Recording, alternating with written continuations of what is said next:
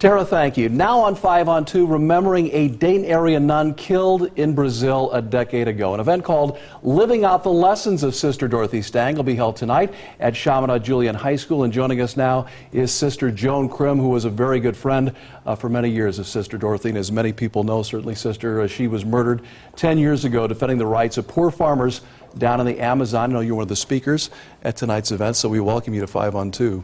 Thank you very much. What are the lessons she taught us? I think Sister Dorothy taught us many lessons. One is the lesson of integrity. She lived what she believed. She didn't just talk, but she acted. She teaches us the lesson of love. I think she loved God, and she loved all of God's creation so much that she was willing to give her life.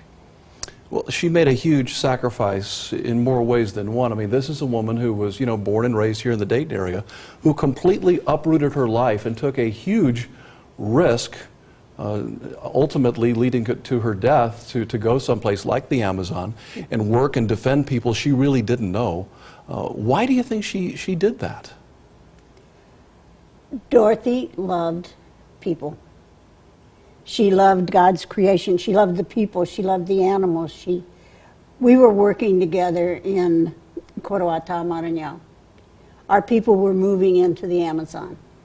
And she said to us, I think we ought to go up to give them support. She wanted to be with them. She had great respect for each human being. And she felt that every person was good. And she had great faith right to the very end. Oh, yes, yes.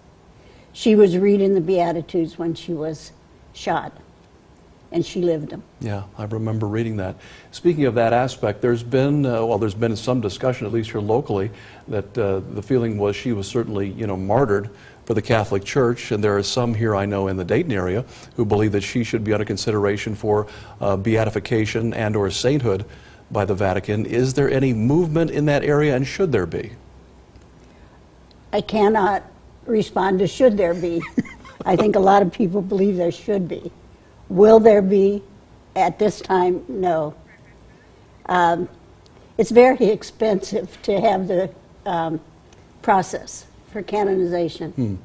And knowing Dot, we know that she would rather have that money used for the poor than to put saint in front of her name. All right. If that's her wish, let it be. Let it be. All right. Sister, good luck with the event tonight. Thank you so much for joining us. The event tonight is at 7 p.m.